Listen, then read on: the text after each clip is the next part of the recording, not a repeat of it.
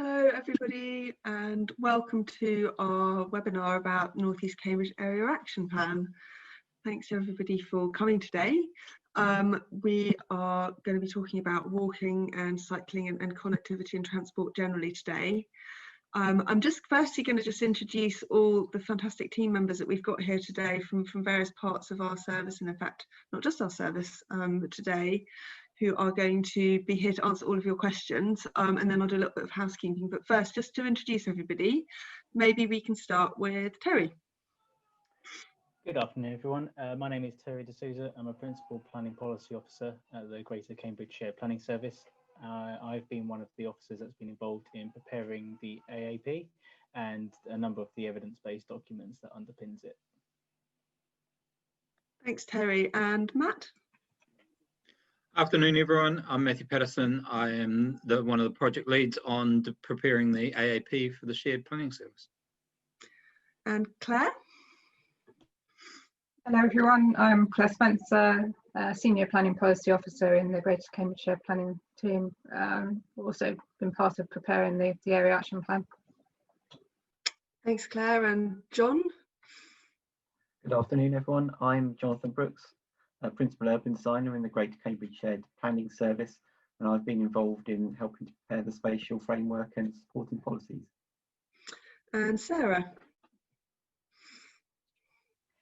Good afternoon, everyone. I'm Sarah Hatcher. I'm one of the officers from the Transport Strategy team at Cambridge County Council, and I've been helping the Shared Planning Service and colleagues on the call today with the development of the transport side of the plan. Thanks so much. So we've got all the people who know lots about transport to answer your questions. Just a little bit about how the webinars work. We will give a very short presentation on some of the kind of key themes and issues around the topic today. It's an hour long. You'll see at the bottom of your Zoom window there's a Q&A button, and if you press that you can enter any questions that you have for the team, and then we'll start going through them at the end live and give as much detail as we can on them. Just so you know, it is being recorded today, and we do put these up on YouTube afterwards so that anyone who couldn't attend today for whatever reason can watch them back. You are all invisible and anonymous for that reason, to protect privacy, and your names won't be read out on screen either when we read out the questions. So do feel free to please start asking any questions you want, and you know, we will answer them in due course. Just so you know, it is just an hour. If we have questions left at the end, please don't worry, we will answer them online as well. We will put in, what we do is we put them into the FAQ page on our website, so again we can let you know where that is at the end of the presentation. So without further ado, I can see actually just one question. Someone has asked if the speakers are okay. I hope everyone can hear okay. I see that one of the other attendees has said they can. I'm sorry if you're having any audio difficulties. We do know, of course, sometimes the internet isn't brilliant, but we do record them, and usually the quality is quite good. So if you do have any problems, you can come back and watch them back as well on YouTube. So Terry is going to, oh, hang on a minute. No, I am going to give the presentation, aren't I, Terry? Apologies. I am going to give the presentation today, and then Terry, I think, is going to moderate all the questions. I've got all our roles back to front today. I'm going to just share my screen.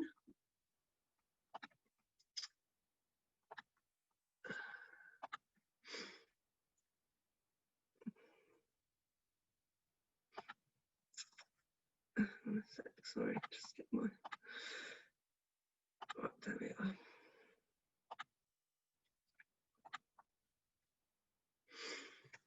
So just a bit about the North East Area Action Plan in general terms, and then we'll also go on to some of the specific parts about walking and cycling and so forth.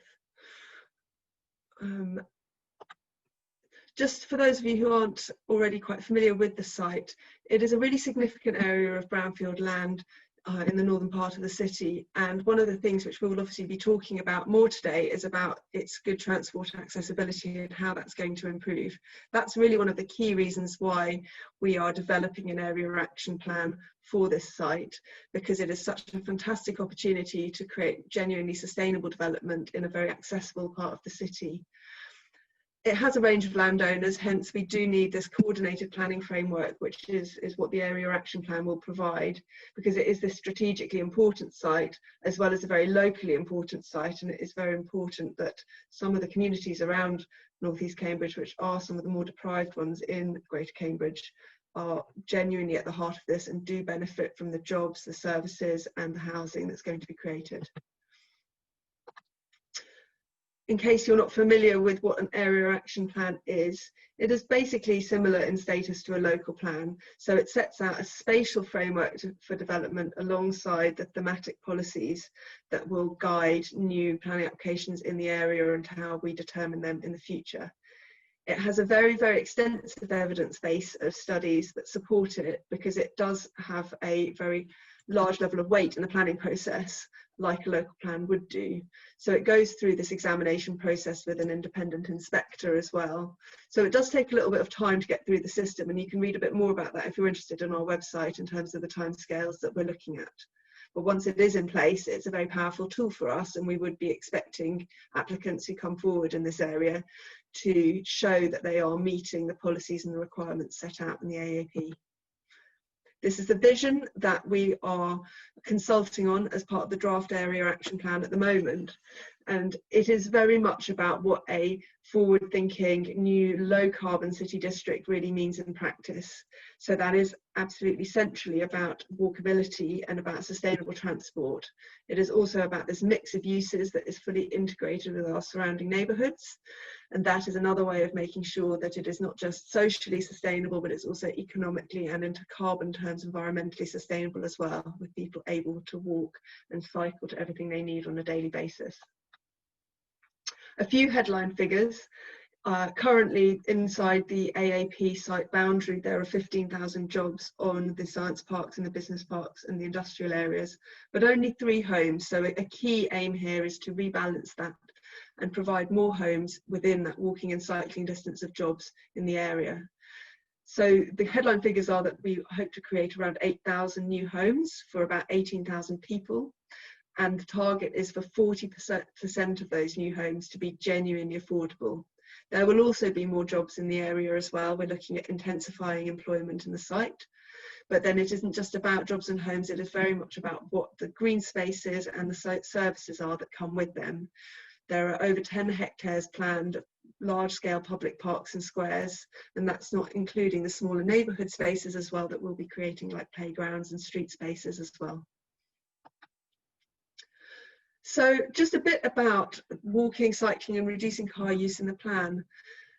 It is really central, and I think one of the things that is so important and why we're glad to have you all here today is that actually this vision for sustainable transport is central to the plan. We have put this at the heart of how we've developed the plan from day one. And that is not just about meeting our climate change commitments, but of course that is really important. That is also about the impact on local communities. Milton Road is at capacity anyway, so we really can't be planning for anything that increases road traffic along that as a key artery. But really, you know, it is the right thing to do for so many reasons. Climate, we can't meet our zero carbon targets without this fundamental shift away from car use. Air quality, you know, we know how important that is, and of course COVID-19 has highlighted that again for us about walking and cycling and people's health and well-being in their own neighbourhoods being so critical. And of course creating a community that really feels like a genuine neighbourhood here. It's got to be somewhere that doesn't feel carved up and segregated by massive highways anymore, that actually feels really well integrated with its surroundings. So you can see some of the sort of headline measures that are in the area action plan here, including really reorientating the streetscape towards pedestrians and cyclists first and cars very much down the pecking order, improving connections into surrounding areas, more public transport as well, and then how do we control parking and vehicle movements. One of the key drivers here is about everything being within a short walk or maybe a very short cycle ride of your front door. And that's a very key measure, because it means it reduces the need to travel out of the area to meet daily needs. So if you're going to school, if you're popping to the shops, if you're going to the library, if you're going out for a meal in the evening, you shouldn't be needing to get in your car at all to do that. The converse of that is that we also don't want North East Cambridge to be, if you like, a destination for people from a much wider area around the site, which would create car trips into the area. So this is about meeting local needs in the local area, not creating somewhere that is going to have lots of people wanting to drive in from outside of North East Cambridge or the surrounding communities and bringing their cars with them. One of the key things is, of course, that commuting in and out of the area can be done by bike, bus and train, because of the really good public transport that exists and is being improved as part of the plan. As we've mentioned, that the location is key here. So, you know, it is 15-minute cycle ride from the city centre, and of course with things like the Chisholm Trail, it means that cycling north and south down to the south of Cambridge and so forth will become much easier as well. And it is a 15-minute walk from north to south across the site, and a 30-minute walk east to west. So one of the things is, at the moment, you would feel Milton Country Park is absolutely miles away from, you know, from the busway and so forth, because you have to cross quite a lot of barriers and so forth to get there. But of course, what we're looking at in the plan is to break down some of those barriers to movement, to create new ways of crossing across from different parts of the site and around its boundaries, so that it really does feel incredibly accessible to go from north to south and east to west across the site. This just shows some of those potential connections that we're consulting on, and this is where it's really important that we hear from you as well. If you think these are in the right place, we need to hear that. If you also think we've got some of these things wrong, we really want to hear about that too. But as you can see, there are several really significant connections that are being made, either new ones or improving some of the existing ones, like the Jane Coston Bridge. So the Jane Coston Bridge, for instance, we're looking at improving the links either side of that so that it becomes as well used as it possibly can. But we're also looking at a new underpass between Milton Country Park and the site itself as well, so that the Greenway cycle route down from Waterbeach can actually come into the site very seamlessly under the A14. You can see that there's a pedestrian and a cycle bridge over the railway line being proposed to Chesterton Fen, so that would meet up with the towpath cycle routes there.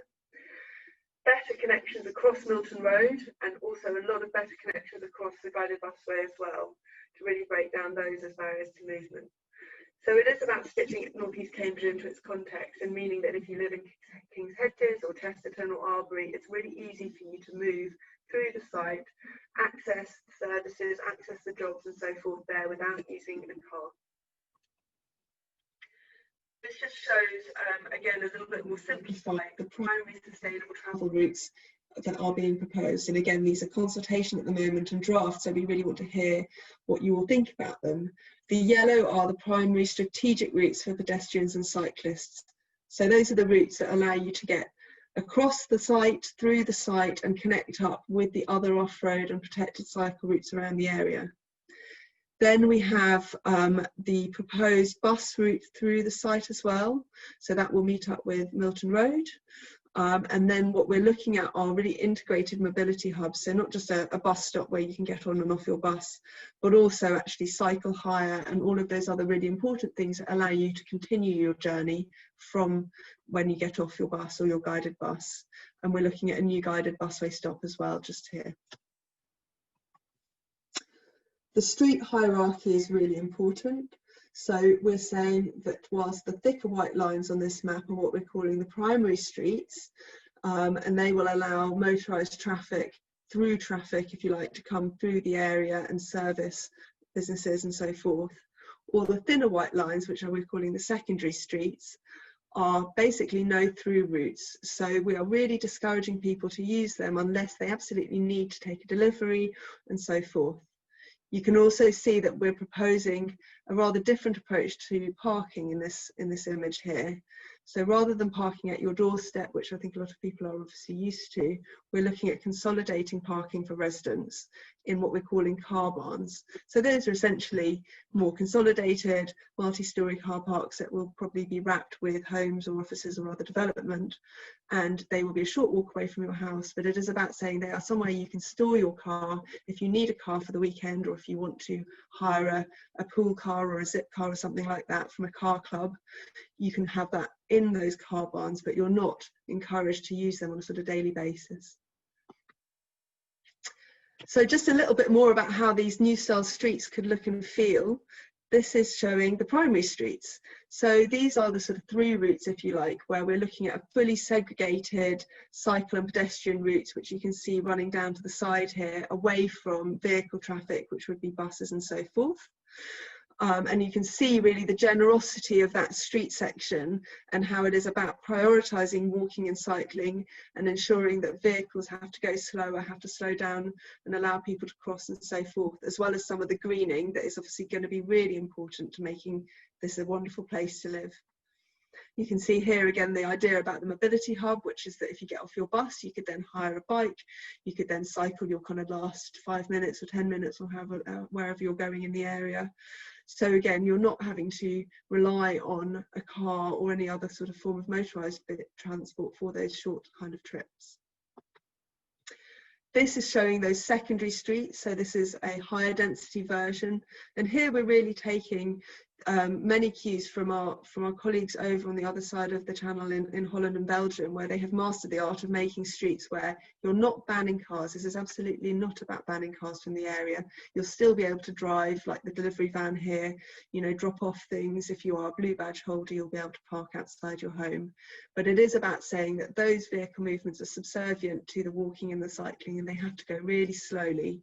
And that makes space for play, that makes space for people to informally socialise on the street, as well as much more space for greening the street as well. Just a couple of sort of examples from other places about how that can look and feel when it's a mature and finished place. So you can see that cars are allowed, but they are very much second fiddle to the cycling and the walking and the kind of green space, creating a much more attractive and much more family friendly, pedestrian friendly environment. And this is showing how a slightly different version of this might work in a residential area with medium density street. So we have a few questions that have been coming up regularly on social media and things like that, which we thought we would answer first. And I now need to consult my notes because I actually can't remember who's answering the first question here. I think it says Matt, isn't it? Lots of people have been hearing this word, the trip budget, which we haven't really mentioned yet so far. So I think Matt was going to unpack this question about what is a trip budget and how will this work in practice. Thanks, Anna. Yeah, so a trip budget's quite unique, really. It's about ensuring that you can enable development to come forward without having an impact on the surrounding road networks. Well, we know the local road network on Milton Road and the surrounding areas at capacity. Therefore, to enable development come forward at North East Cambridge, we need to ensure that it does not have a net increase in those trip movements. And how we do this is by allocating the existing trips, if you like, that already happen within NEC to each of the development areas. So each of the developers therefore have a cap on the number of trips that they can make, and overall those trips cannot exceed those that are already carried out on the network.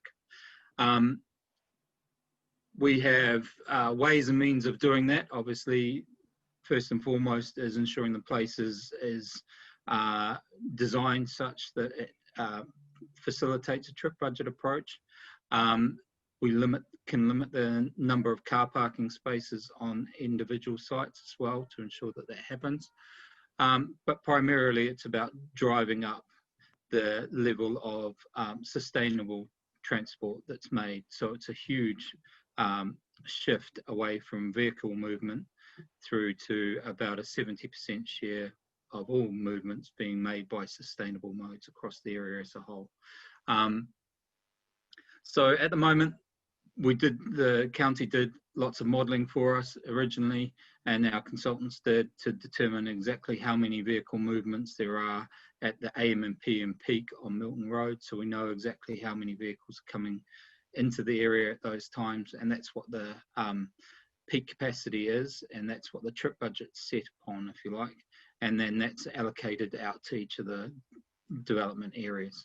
For existing sites, it means they have to significantly reduce the amount of vehicle movements into their area, and for those new developments that are coming on board, they need to stick within their budget and ensure that there is significant sustainable transport measures put in place to facilitate that mode share that needs to happen.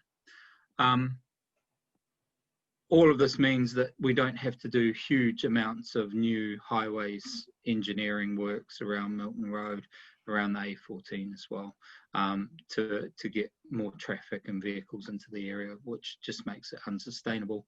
The Northeast Cambridge already benefits significantly from sustainable transport, whether it's cycling, train, the bus. We've got Cambridge Metro coming as well, and we can build on that and ensure that it is a sustainable place. Thanks, Matt. Okay, so the second of the three questions that we're going to just cover now is won't everybody park on streets outside of the Northeast Cambridge area? So I think that's Sarah, I believe, that's going to be picking up on that one.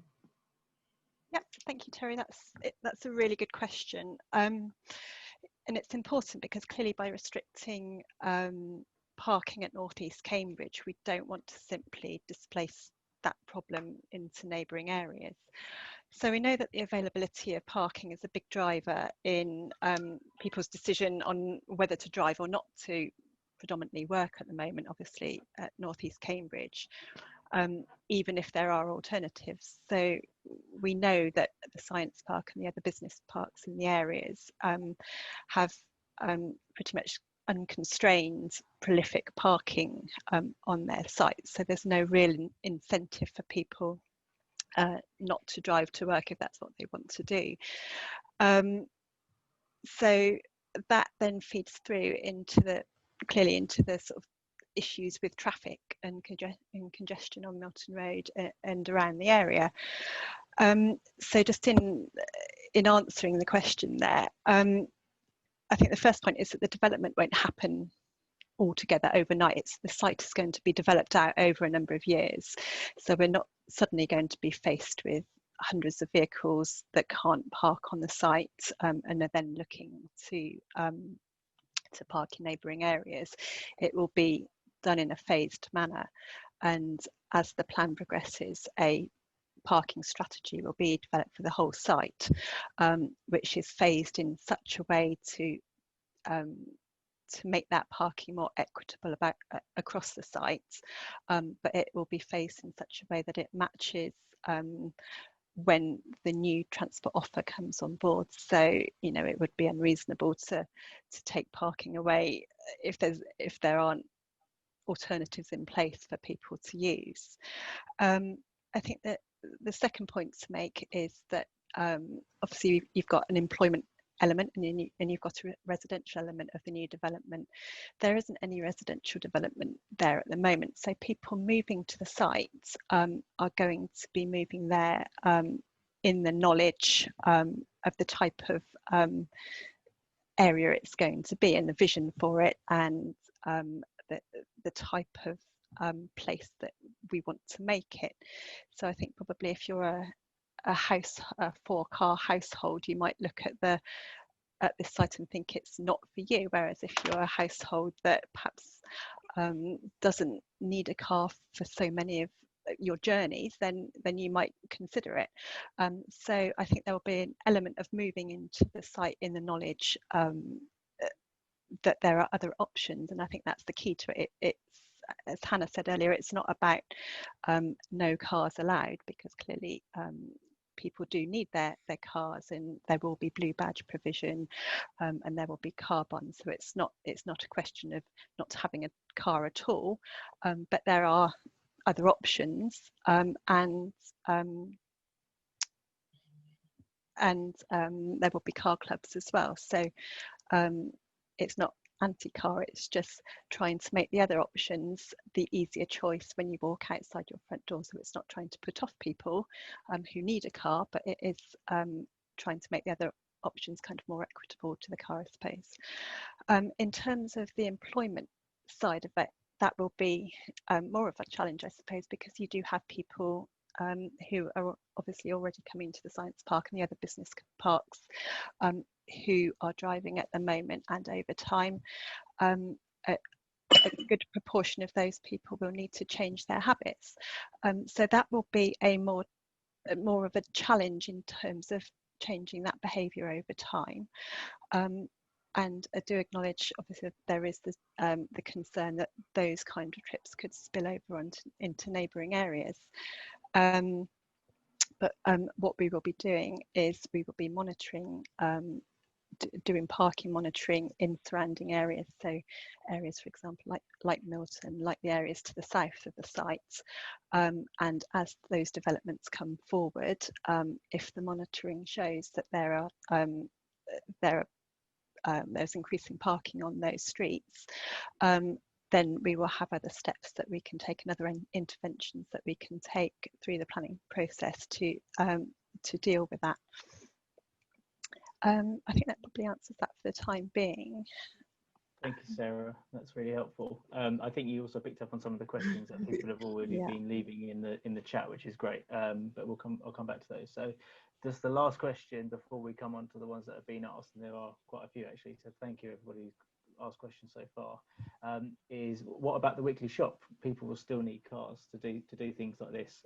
So, John, I think is that you that's picking up this question? I'm going to do that one, Terry. Thanks. I mean, I think this is a really good point. You know, people need to be able to live and enjoy living in this area. We're not trying to create some sort of police state. So I think, you know, we need to make sure, though, that we think about what is the character and quality of the place that we're creating. And it comes back to the vision for the NEC, which is about kind of everything you need is kind of very local to you. It's sort of on your doorstep. So that's whether you're hopefully, you know, working and living in the area, or whether you need to go to the shop or to the school.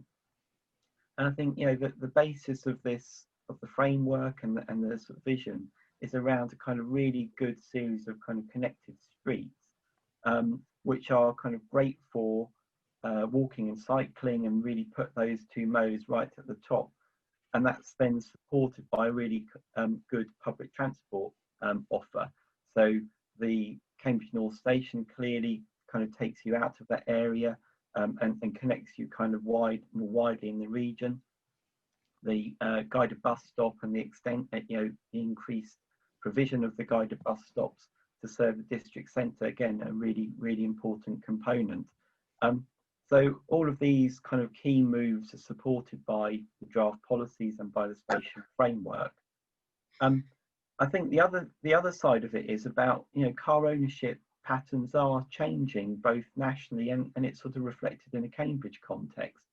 And it is increasingly about having access to a vehicle should you need it, rather than, you know, owning a vehicle and leaving it in a kind of car parking space or in a garage for the majority of the week. So, you know, as has been mentioned earlier in the presentation, sort of access to a car club or to a pool car is really important. So if you need to go and do your IKEA run, or if you need to go and do your weekly shop, these things are available to you, but you may choose to use that rather than owning your own private vehicle.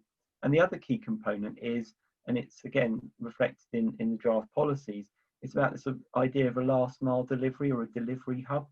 So if you buy something, it can be delivered and dropped somewhere locally, which you can pick up either on your way back from work, or if you're out making another trip somewhere.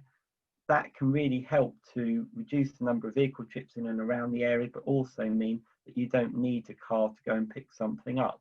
So I think, and obviously, you know, your local kind of Waitrose, Tesco's, other supermarkets are available deliveries, which may be part of how you can deal with the kind of weekly or the sort of bulk buy shop. So I guess in summary, you know, it is a more radical approach, but it's born out of this need to really think carefully about the trip budget, but also reflected in the kind of ambition to make this a different kind of a place. And I think, you know, whilst it is radical, we believe that through the draft policies and sort of evidence that we're finding, it's one that can really work in North East Cambridge. Thank you, John.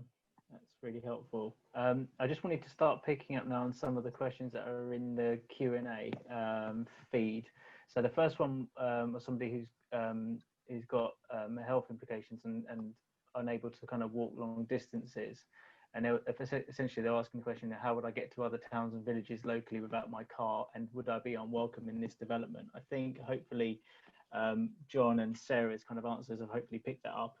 Essentially, no, we really want this to be a very inclusive development. You know, we want, you know, young and old and everybody to feel very welcome here, to live here, to visit this place. So no, we don't want people to feel unwelcome, but really we want to make sure that, you know, people feel like they can use other modes of transport and not just have to rely on the car for every journey. Whether that's, you know, the school run, or whether it's, you know, like John said, you know, doing your IKEA run. So so hopefully that's helped to address that question. There was also a point about parking, about management of displacing parking in neighbouring villages such as Milton and adjacent roads. So hopefully that's already been covered as well by Sarah. I think one that's a really topical question, which was asked earlier as well, was about COVID, and whether COVID-related sort of transport issues are being explicitly factored into these plans, e.g. a shift to work from home. So is high-density development less favourable moving forward? Matt, is that something that you might be able to pick up on, please? Yeah, sure. I think what it's highlighted, in particular the latest COVID lockdown, is how important our cycle and our walking networks are. And so essentially we're trying to build on that at this point in time and ensure that that's, you know, part and parcel of what we're seeking to do here. Certainly those kind of transport options are where we see North East Cambridge taking the lead. We understand obviously the implications currently of using public transport, and people are put off by getting on the buses and things like that at the moment. Within North East Cambridge, you will still have sustainable transport modes, the guided busway and others.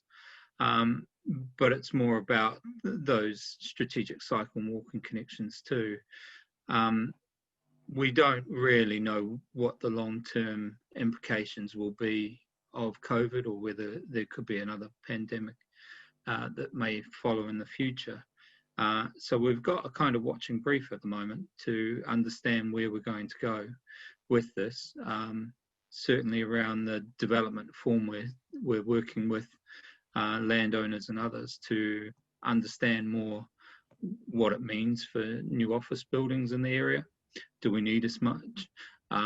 We're certainly working with our colleagues around what is required for people's mental health and well-being in terms of the access to open spaces. And also we all appreciate, most of us are still working from home, and we're looking at whether actually we need to make provision within new housing to accommodate that going forward, and ensure that there are spaces set aside specifically for needing to work, whether that's us or the kids or whoever it might need to be. It just can't be at the kitchen table anymore. So, like I said, we've got a watching brief at the moment, and we are looking at all the implications, and they cross every spectrum really, from the transport right through to dwellings, but also to the types of community facilities we may put in. And we'll look at government guidance, and we'll look at best practice as well. Thank you, Matt. We've got a couple of questions here about Fen Road, and this was something that has come up several times, both at the last round of consultation and since. So there's a lot of support for a road bridge rather than just a pedestrian or cycle link across the railway connecting into Chesterton Fen. This would make the route into the city centre and the Chisholm Trail much safer for the high numbers travelling from North East Cambridge, and free up the towpath for pedestrians, as Fen Road would be more attractive for cycling. It would also help solve the current issues with delays at the level crossing, which Network Rail have highlighted to us is an issue at the North Area Committee a few months ago. and antisocial driving in East Chesterton. Has a road crossing been looked at, and if so, kind of where might that be possible? Is that something, Claire, you might be able to pick up on, or is that a question from Matt? Matt, I'll go with you. I'm happy to. Yeah, I mean, it is an issue that we're aware of, obviously, and we obviously want to address, as local authorities, the potential severance of a community due to the increased train use on the line, and therefore the closing or potential closing of that level crossing. However, the areas outside of the AAP, and that's specifically because area action plans are meant to focus on areas of development solely. So where you put a red line boundary, you're expecting development to come forward. The Chesterton Fend area is flood plain, but it's also green belt, and it's a traveller community as well. Therefore, it was never appropriate, and it wasn't intended, I don't think, through either of the local councils to look at further development there. However, we realise that, and some work has been done in looking at options, if you like, for providing road access, alternative road access, should the level crossing close. There's further work that needs to be done, and in particular with Network Rail and others, the combined authority, who are the transport authorities for here, and have a significant role to play in determining which of those options is the preferred.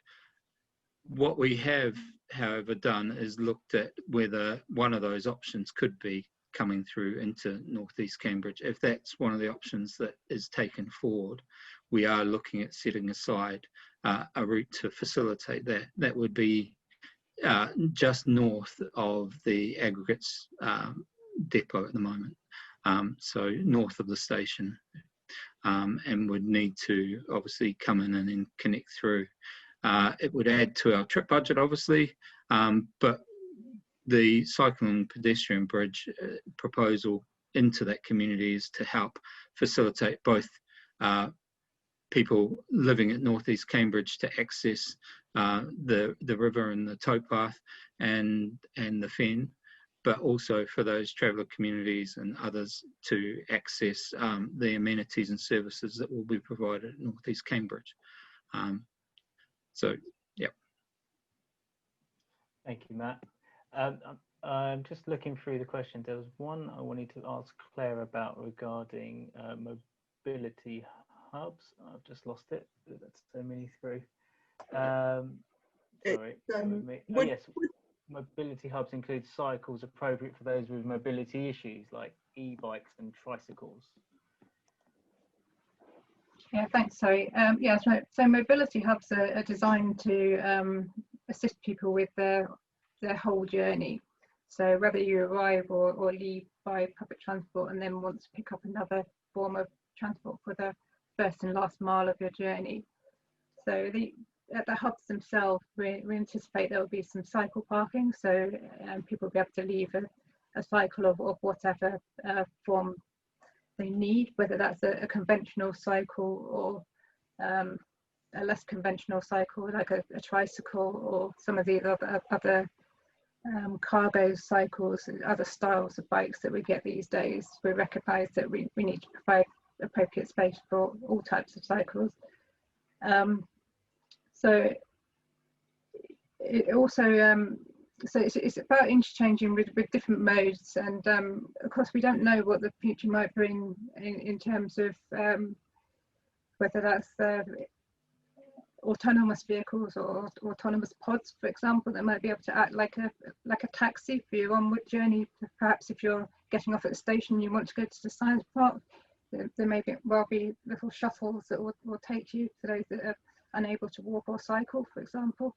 So yeah, we're trying to build in flexibilities for try and cater for everybody, be all inclusive, whatever mode of transport you might want, whether it's a cycle, whether it's a scooter, an e-bike, e-scooter, and whatever the future may bring with us.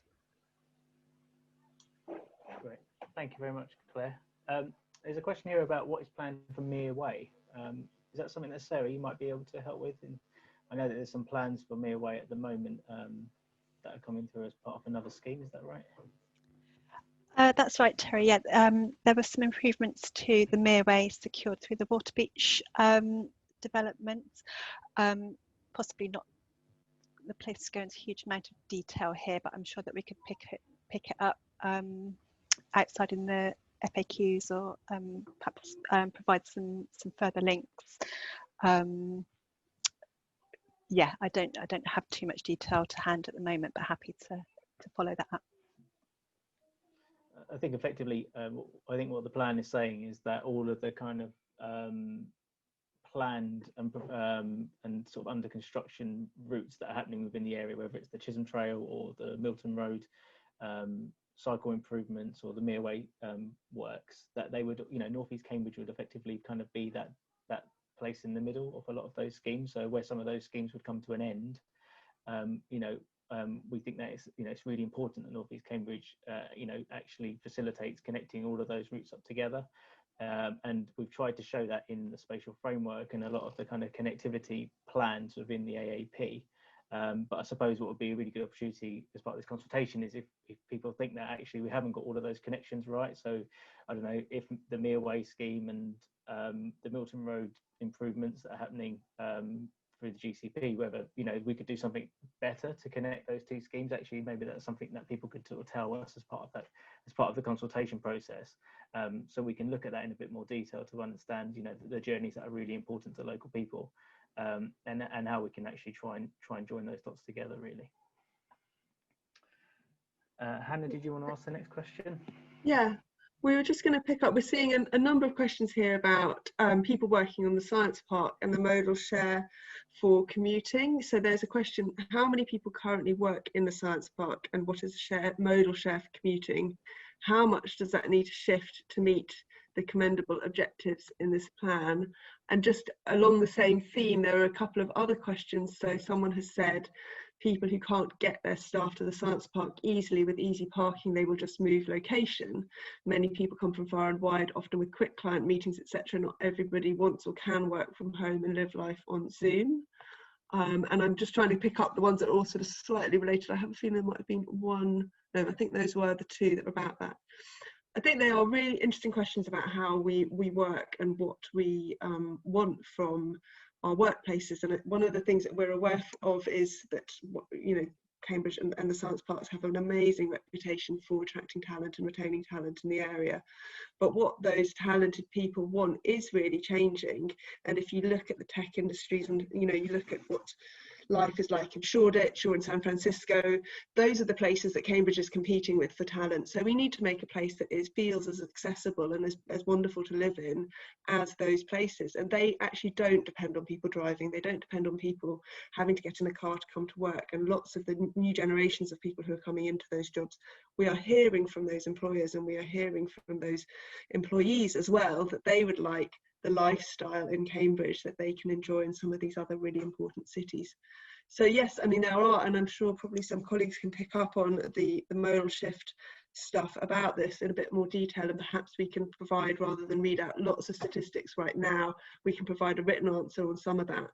But I think we do need to be aware that the world is very much changing, and if we're going to keep attracting the great employers, the great tech companies, we've got to make Google and HQ and all those sorts of employers want to be in Cambridge and not move down to other places.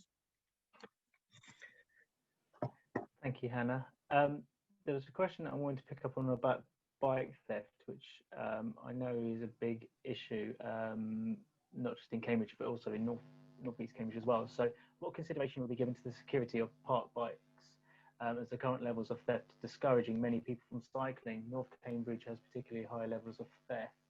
John, could you pick that one up, please? Yes, okay, thanks, Terry. I mean, cycle theft is a big issue across the whole city, clearly. And we want to make sure that we kind of minimise that. So there are a sort of number of approaches we can take. And I think about having kind of activity and good surveillance on streets. So actually you've got people walking and moving around it is a key deterrent to making sure that things aren't kind of done out of sight, out of mind.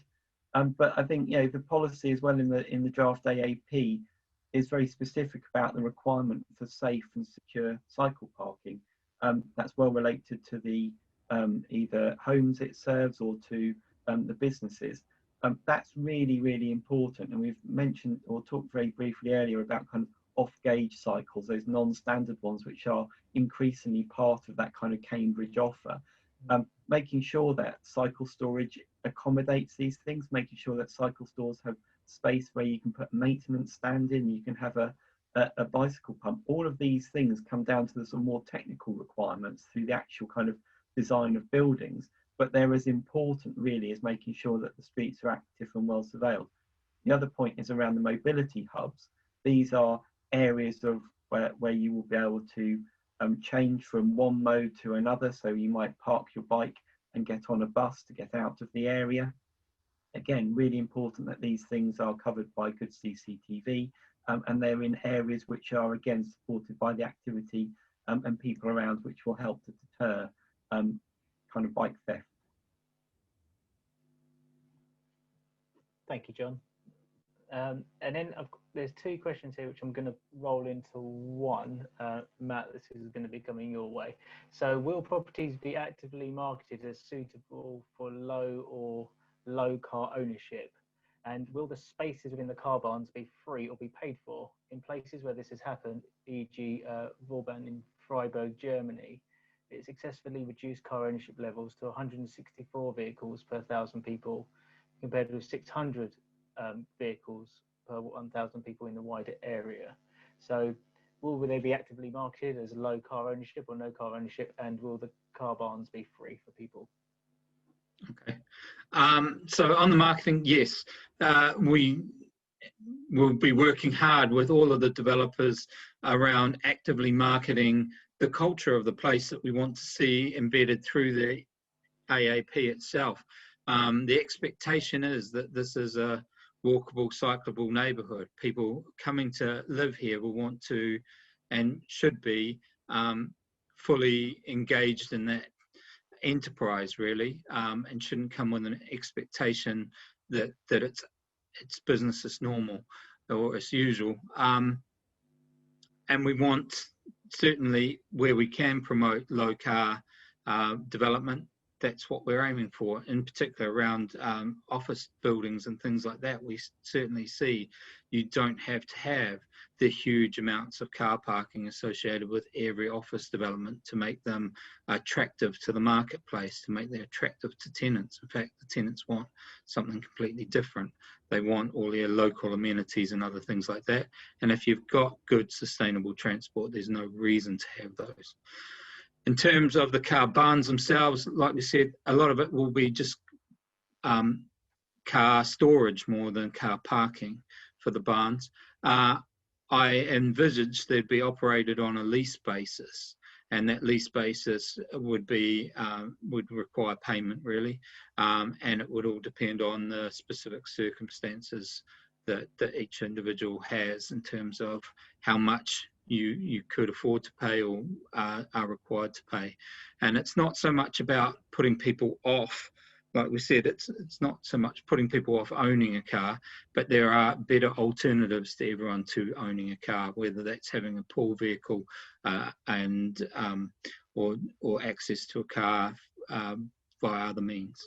So we're still to work out the details, I think, on the exact nature of the how the barns would work in reality, but essentially that's where we see it going. Cool. Thank you, Matt. So I've got a design question now. Hopefully that'll be a good one for John. So can the cycle a walking bridge over Milton Road be a green bridge like that on Mile End Road, which is in London, which is wide with grass and trees rather than a narrow steel structure? The underpass near the roundabout, which I think is the A14 one being referred to, will be very long and unpleasant. So two parts to that question, John. Yes, I mean, I think it's fair to say we're not at the sort of design stage for these key connections. yet. So I don't think we can kind of categorically say it's going to be like Mile End, although that is a fantastic example. I think what we found through the typologies work, which is part of the evidence base that supports the AAP, is that there are a number of really good ways of providing high quality connections, whether they are through kind of underpasses or over bridges. I think the key thing is about the quality of the connection. And so we need these things to be convenient and easy to use. They need to be kind of seamless. And I think that's one of the key reasons why we've changed the kind of emphasis of what Cowley Road does, as it kind of bridges over Milton Road and towards the Science Park. So we don't want to create very circuitous routes. We want them to be high quality. If they can be widened and they can be green and they can extend the landscape across, that would be fantastic. But we're not quite at that stage yet.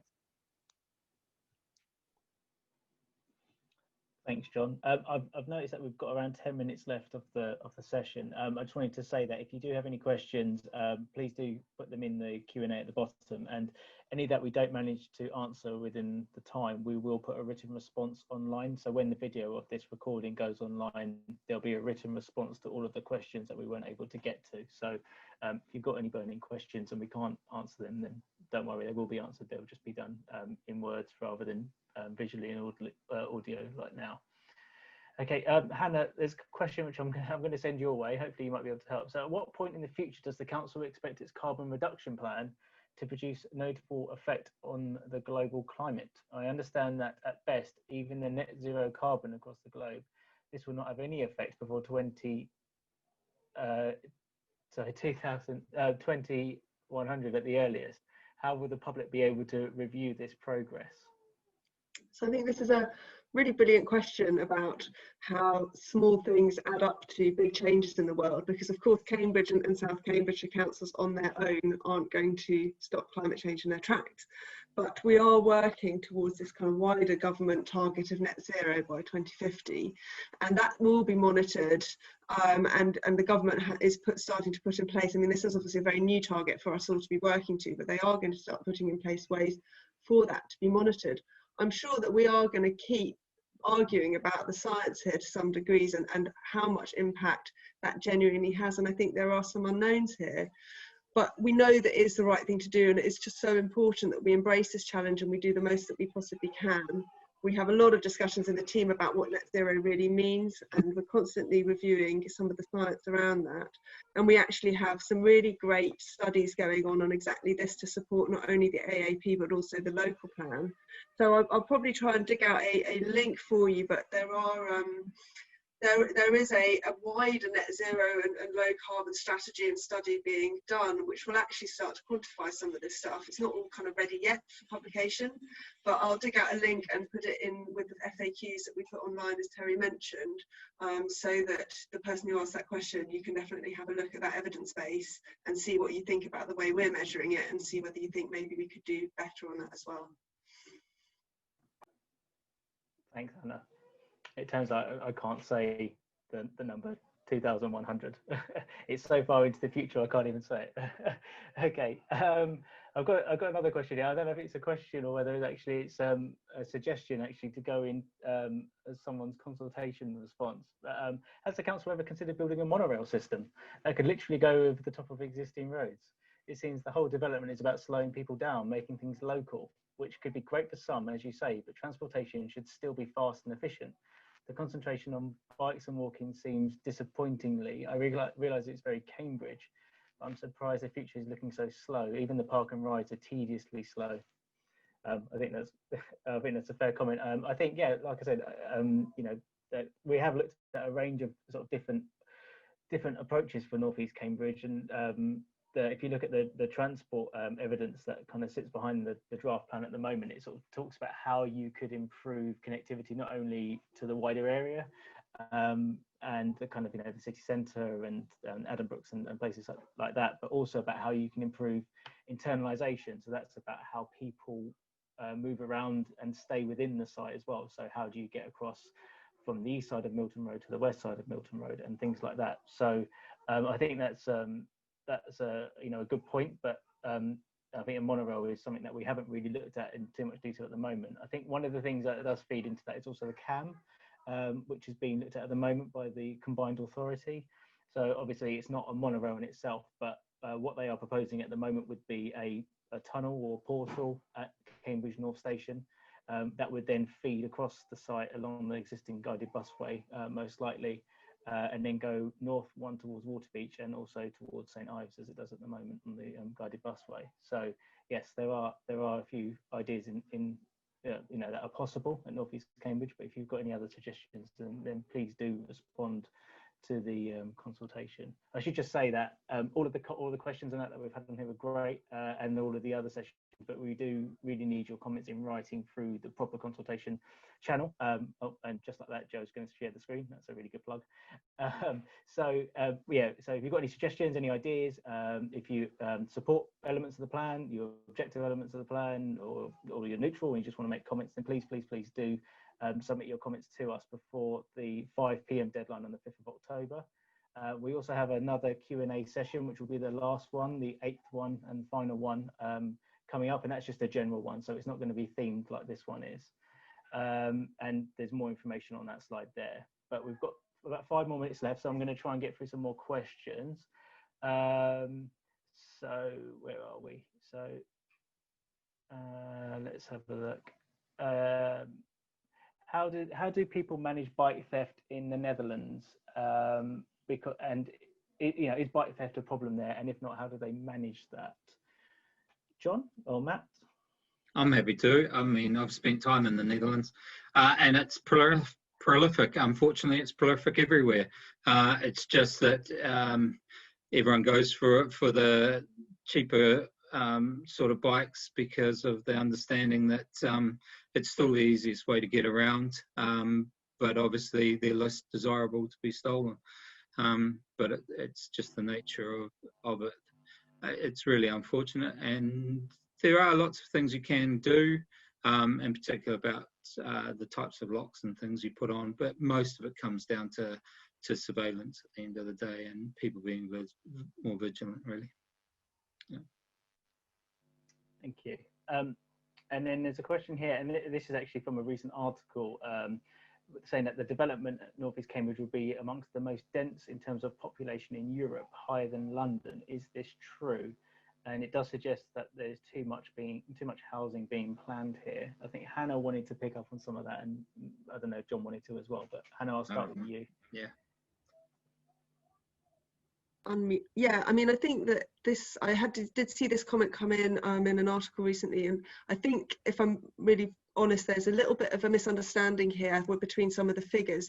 We did have a webinar on housing and density actually last week, so there's some more detail on some of this stuff then, but just in really broad terms, we're looking at around sort of 200, 250, up to 300 homes a hectare across most of the residential development areas in North East Cambridge.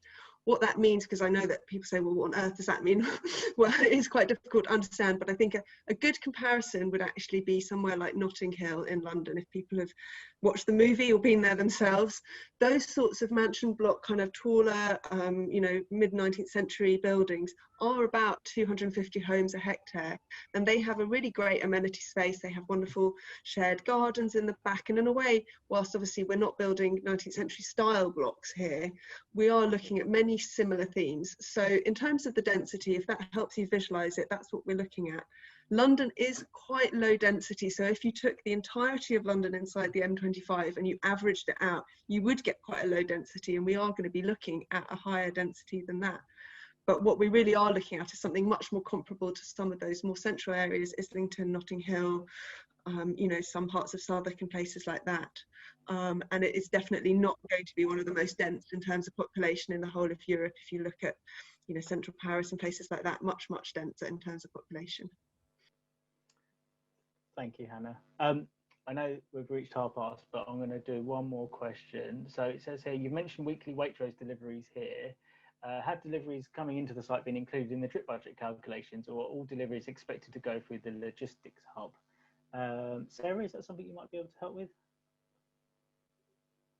Or is that a question for Matt? I don't mind, I'll take it. Yeah, they have been, in terms of what the trip budget requires is that all trips are taken into account, really. So that's all the servicing arrangements. So that's people coming to, put in your new washer, freezer, dryer, whatever it is. All of those things, to deliveries at the local shops, to, people coming in to do other things within the area. All of those trips have to be accounted for in the trip budget. So that includes, deliveries by your local supermarkets too. Ideally, what we're trying to do is intercept those at the fringe, cut off as many as possible through the use of logistics hubs on the fringes of the area, and ensuring that that last mile is a last green mile, last 3 green miles really, by cargo bike or others. Yeah. Great, thank you, Matt. Okay, and on that one, I'd just like to say thank you very much for joining us. Yeah, apologies we haven't got around to every question. There were a number, so it's great to see everybody really involved and engaged with this topic in particular. Like I said, we will be responding to all of those online within the next few days, hopefully by the end of this week. So if your question hasn't been answered, then you'll see a written response shortly. I'd just like to thank all my panelists and technical support, Joe, as well, for helping with this session. And yes, thank you very much. And please don't forget to make your comments on the draft plan by the 5th of October. And yeah, hopefully we'll see you all at the next Q&A session in about a week's time. Thank you.